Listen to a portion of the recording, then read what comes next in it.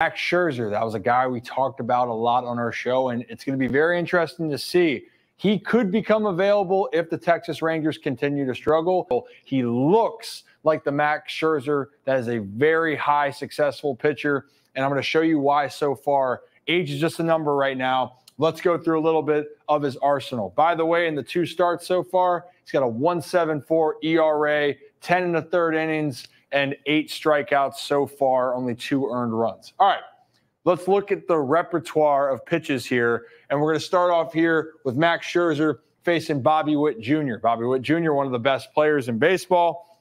The thing for Max, even though, let me back it up for a second, sorry. The thing with Max Scherzer is that even though he's not throwing at 96, 97 miles an hour, location is extremely good. So with a guy like Bobby Witt Jr., again, Bobby is swinging the bat extremely well, hitting .314. You're going to see Max Scherzer, fumble.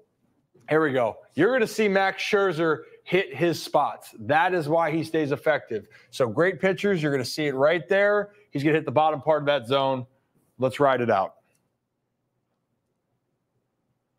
I mean, that is a perfectly located pitch. And this is why Max Scherzer had a lot of success. He had great stuff and great location. Same thing to Jorge Mateo here. You're going to see a pitch low. You're going to see it come out of the hand. And when it's coming out of the hand, Jorge Mateo's thinking, well, the way he's releasing it, it's probably going to fall down and be below the strike zone, right? But no, Max Scherzer is towing this line right there. And it's a perfectly executed pitch, and I even had that too quick for it. Now, again, what makes Max Scherzer effective is also being able to throw his cutter off of his fastball, right? So he's going to throw an 87-mile-an-hour cutter. So I know a lot of people, you're wondering about maybe the cutter in general. If you're an Orioles fan, Corbin Burns has one of the best one in the game. If you want to go back way before then, and when Mariano Rivera was closing out games, the reason he was so tough, he would throw a cutter that went one way and a 2-seamer that went the other. So imagine with Max Scherzer having a little bit more velo where it's coming out the same, but instead of it being maybe that 4-seam or a little bit of 2-seam run, all of a sudden it's going the other way. So it's going to be a little cutter piece that actually hangs out over the middle part of the plate, but because it's going to throw off the hitter here, it's going to be enough to make him pop it up. Again, little things like this, especially when you're facing better hitters, especially, gosh, Gunnar Henderson, one of the best hitters out there right now. So Gunnar, MVP candidate, you want to keep him off balance. You don't want to give him your straight heater. Well, great. You can throw the cutter, and if you do it effectively, you can have them roll over, miss the pitch that they would hope to drive. So Scherzer, even though it's going to be in, he's going to get a cutter on this part of the plate, which that's a sweet spot. But it's because of the deception that Gunnar's not going to be expecting it. And right there, I mean, I even made the circle way too big. Let me bring that back. I was being generous. Is that look at the location of the zone and you watch this pitch. So it's starting off here, and Gunnar's thinking, okay, maybe it's going to end up more of the middle part of the plate, and then it's going to be a really good located pitch down below. And then there's the ground out, end of the inning, right, or end of the at-bat right there. Now, again, something that Max Scherzer will show off is his changeup too. And yes, a righty-on-righty changeup is becoming more, I guess, acceptable. Usually you face it a lot versus lefties. That's when you see it because the fastball sets up that changeup versus lefties. But, man, Max Scherzer just throws a beautiful one against Jorge Mateo, and that's why I wanted to show it. And, again, you saw the pitch in real time. So imagine. This pitch is coming out of the hand, and you're thinking Jorge Mateo, if you remember just a little bit ago, had that 4-seam fastball that it felt like he thought it was going to be a ball, right? So it was right at that bottom part of the strike zone. So Jorge's thinking, well, it's coming out the same way, right? It's going to be the same area. It's close enough where I have to swing, and then it just drops down. And then that's all she wrote for Jorge.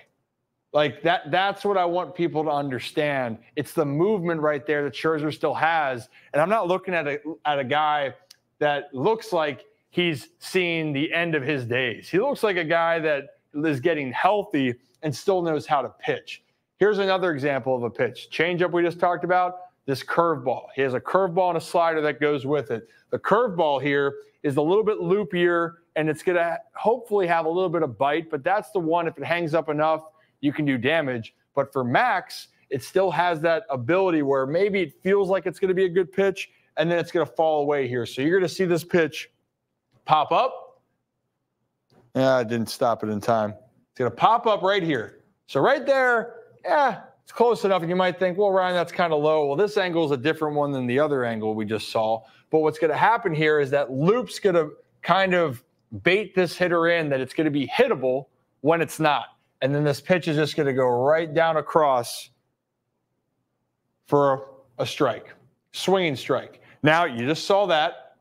Now let's go to the next pitch here for a slider.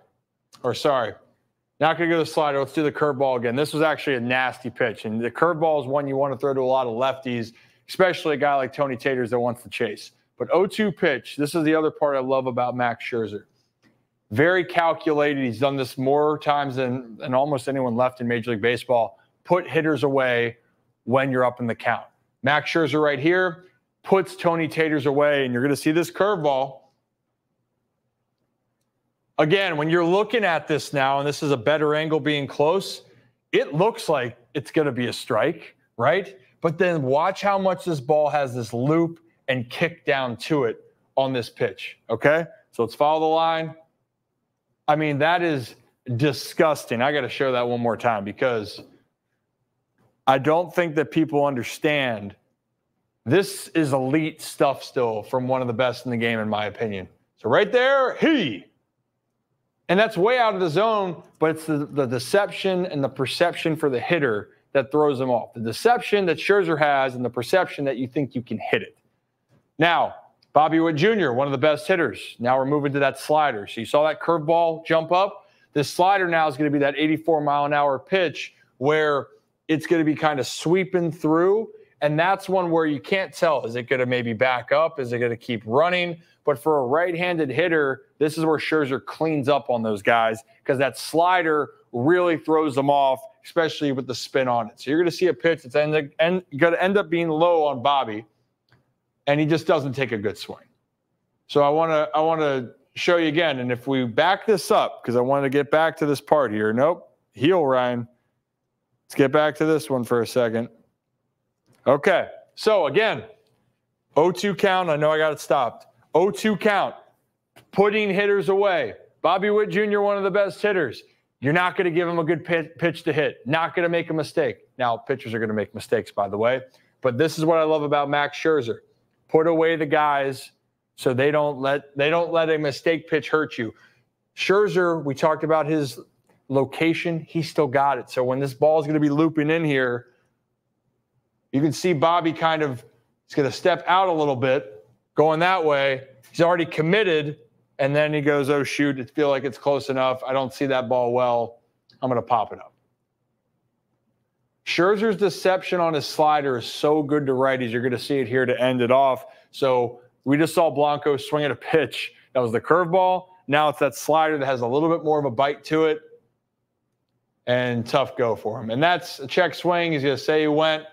But the point that I want to go with here is that Max Scherzer, we talked about his delivery. Look how closed off he is. That front knee is that way. His arm is tucked back here if we want to look more closely. And then as he goes, we saw about with Cade Povich, different pitchers here. But as Scherzer's going, he still is leading with that front arm. He's still keeping it blocked. And that's why, even though he's throwing slower in his mind, he still averages maybe 1 or 2 miles an hour behind. It's 94.7 in the last 3 years was his highest. You know, he's throwing 93 right now. So what? But for Scherzer, accuracy, deception, and stuff. He's still got the stuff. And when you see a guy be able to come back out, and this was his first outing back. He went 5 innings, no earned runs, 57 pitches, efficiency against the Orioles threw 77 pitches in 5 1/3 innings and gave the Texas Rangers a chance to win the ball game. And look, Texas has a lot of questions that they're going to have to go through here. But a guy like Max Scherzer here, if I'm the Baltimore Orioles, he's a free agent, he's 39 years old, I would make a call and see what it's going to take because They're not going to have to give up a top prospect. They're not going to have to maybe sell the future, but for the immediate future, you would acquire a guy that if he's healthy and you slot him in with Corbin Burns, Max Scherzer and Corbin Burns in the playoffs as your 1-2, I'm putting that up against any other pitching staff right now. So that's my thought. We will talk about Garrett Crochet and Nathan Eovaldi as another pitcher in the future. And if you like this video, hit that like and subscribe button. I'd appreciate that, you guys.